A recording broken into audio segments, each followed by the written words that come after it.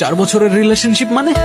ঐশী তুমি কিছু বলতেছো না কেন? 4 বছরের রিলেশনশিপ মানে কি? আমি কি ছিলাম তাহলে? কেই ছেলে? জানি না, আমি কিভাবে বলবো, আমি চিনি না। চেনো না মানে? তুমি আমাকে ভুলে গেছো? কি বলতেছো তুমি? ভাই সমস্যা কি? এভাবে ডিস্টার্ব করতেছেন কেন? Hey bro, sorry, ওর একটু প্রবলেম আছে। এই লোকটা কি বলতেছে তুই জানিস? বলতেছে 4 বছরের রিলেশনশিপ মানে কি? আরে কি বলতেছে? আরে ও আমাকে চিন্তাছে না আজব। আরে কি করতেছস? কোথায় নিয়ে যেতেছস তুই আমার? আরে শান্ত হ। কি শুরু করছিস তুই? এখানে সবার সামনে আপনি সিনক্রেট করতেছিলি কেন? তুই শুনছস ঐশীর হাজবেন্ড কি বলছে? ওদের 4 বছরের রিলেশনশিপ কিভাবে? আমি ছিলাম না 2 বছর। ওদের 4 বছর রিলেশনশিপের পর বিয়ে কিভাবে হয়?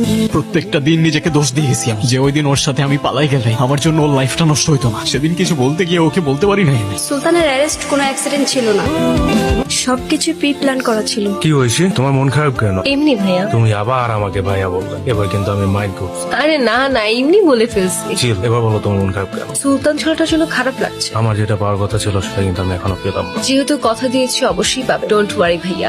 আবার ভাইয়া? সরি আর বলবো না ভাইয়া, প্রমিস। সেদিন যখন ঐশীর মুখ থেকে কথাগুলো শুনছিলাম, নিজেকে বিশ্বাস করতেই কষ্ট হচ্ছিল। ভালো তো আমিও বাসতাম তোমাকে, কিন্তু তুমি তো ভুল মানুষকে ভালোবাসছো সুলতান। হ্যালো, কোথায় তুমি? কখন আসবা? তাড়াতাড়ি আসো, আমার একা একা ভয় লাগছে।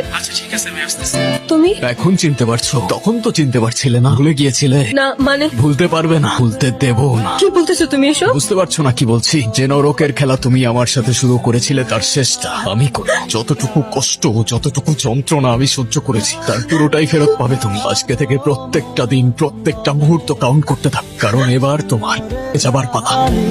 তুমি আসছো? হাতে কি হয়েছে? আরে আসছিলাম, হঠাৎ একটা আননোন নাম্বার থেকে কল আসে। কিছু বুঝে ওঠার আগেই পেছন থেকে একটা গাড়ি এসে লিটারেলি ধাক্কা দেয়। কি একটা দেশে বাস করি যেখানে আমাদের লাইফে কোনো সেফটিই নেই।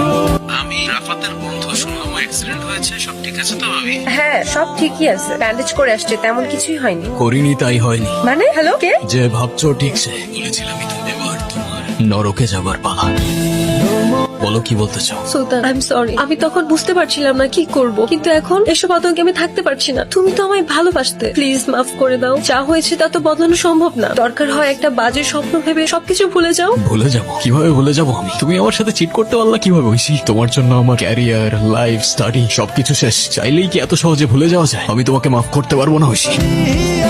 আমি জানতাম তুমি আজকে আমাকে জানতেই যখন তাহলে আসছো কেন? এটা দেখতে যে আমি যাকে এত ভালোবাসতাম সে আমার চোখের থেকে তাকিয়ে কিভাবে আমায় পারে। কেউ কিচ্ছু জানবে না, তুমি চলে যাও। আমার তোমার প্রতি আর কোনো অভিমান নাই, চলে যাও তুমি।